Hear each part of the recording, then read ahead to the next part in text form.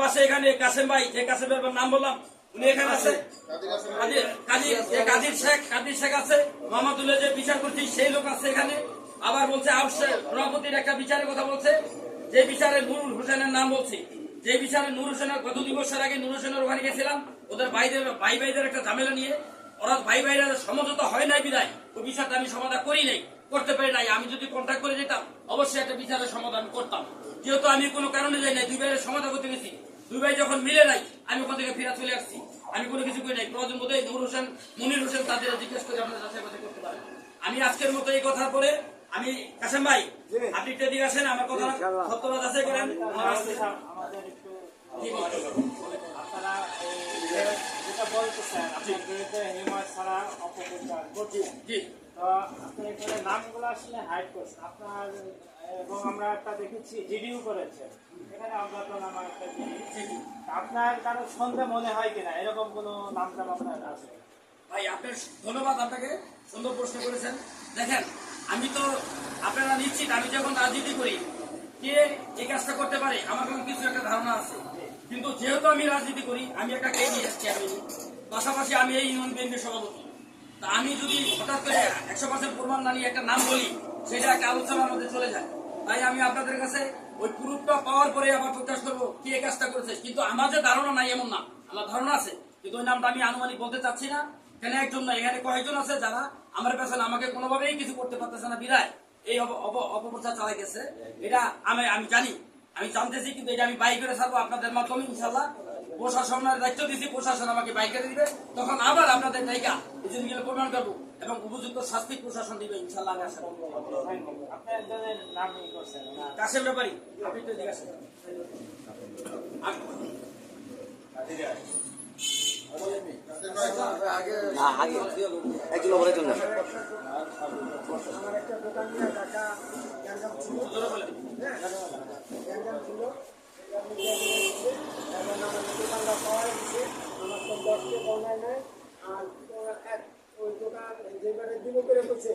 এবারে 13 লক্ষ টাকা ব্যাংকে টাকা ছিল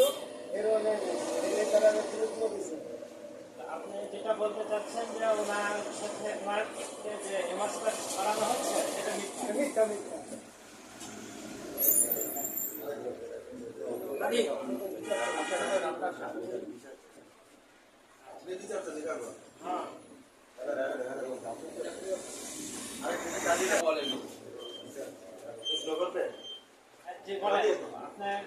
আপনার নামটা রেফারেন্স হিসেবে আনা হয়েছে।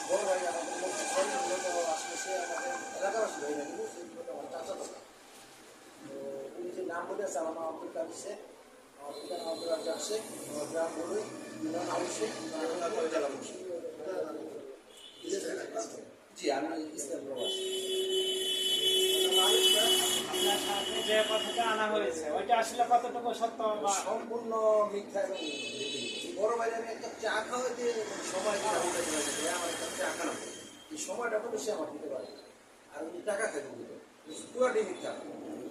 মূলত এই পুরোটা মিথ্যা কথা বলে তার এখানে একটা মানুষ নষ্ট করার চেষ্টা ভালো আমার জানার মধ্যে আমার ভাই তো। আর আমি যদি বলি যে মানুষ অন্যরকম বলতে পারে, যে জানতে পারে যে ভাইকে তোমার প্রশ্ন আসলে এরকম না। আমার ভাই উনি আসলে খুব ভালো, উনি বুঝতে নেই জানা মতো উনি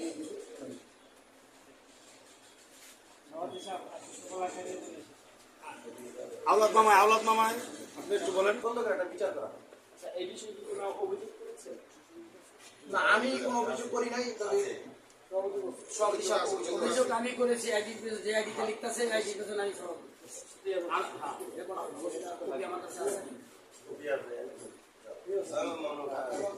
যে বিচারটা হয়েছে আপনার নামটা এসেছে, সেই বিচারটা আসলে আপনি কতটুকু ইনভলভ বা ওই ব্যাপারটা নামটা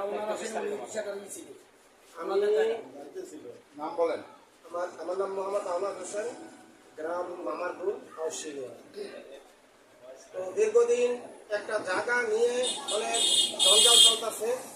তো সেই জায়গাটা নিয়ে আমাদের সনাতন ধর্মের যারা তাদের কাছে আসে, আয়সা বলতেছে যে আমাদের একটু জায়গা এটা নিয়ে অনেক ঘটনা চলতেছে, ওরা জোরপূর্বক খাইতে চাইতেছে, তা আপনি কি একটু বিষয়টা দেখেন। তো টাকা গেল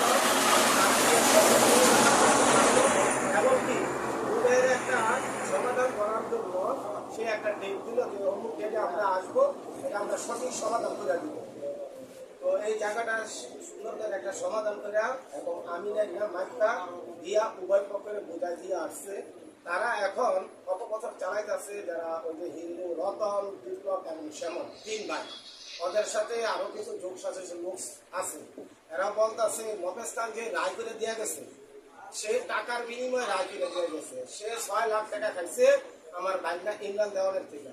আসলে তারা আমরা এক কাপ চা তো দূরের কথা, ভাত পর্যন্ত খাওয়াইতে পারি না। আমাদের ওইখানে যারা বিজ্ঞশালীর বর্গ ছিল সবাই চা পানি যেহেতু পার্সেন্ট খাইছে, কিন্তু দাদারে আমি অনেক চেষ্টা করছি যে দাদা একটু পানি খাই, তা আল্লাহর কসম করে কয় আমি কোনো কাজে কিছু খাই না। তাহলে এই লোক সৎ লোক, এই লোক সঠিক এবং অবশ্যই ইউনিয়নের জনগণের সাথে কাজ করে, তার ভিতরে ওই ধরনের মানবতা এখনো মানে লোক লালসা, লোক লালসা জাগে না। টাকা খায়, ঠিক আছে? যে বিষয়টা আপনার আসছে সেটা আসলে ভিত্তিহীন। হ্যাঁ, ভিত্তিহীন, একেবারে অরিজিনাল ভিত্তিহীন। এরকম একটা লোকের সামনে নামে এরকম একটা ভিত্তিহীন যারা প্রচার করতেছেন, তারা আসলে এই আউশিয়ানের ভালো কিছু চান না। তারা চাইতেছে দাদাকে তারপরে আপনার চাই যাতে সেই নির্বাচনে না আসতে পারে। যে আমি সর্বশেষ আপনাদের কাছে এতটুকু বলবো, আমি ন্যায় বিচার চাই, প্রশাসনের কাছে আপনাদের মধ্যে ন্যায় বিচার চাই, এবং যারা এই অপপ্রচার চালাচ্ছে এই অমানুষগুলো যেন কঠোর বিচার হয় এবং এটা প্রকাশিতভাবে এলাকাবাসী জানতে পারে এই অমানুষগুলো কারা। এতটুকু আমার অনুরোধ বলে আমি আমার কথা শেষ করছি। আসসালামু আলাইকুম।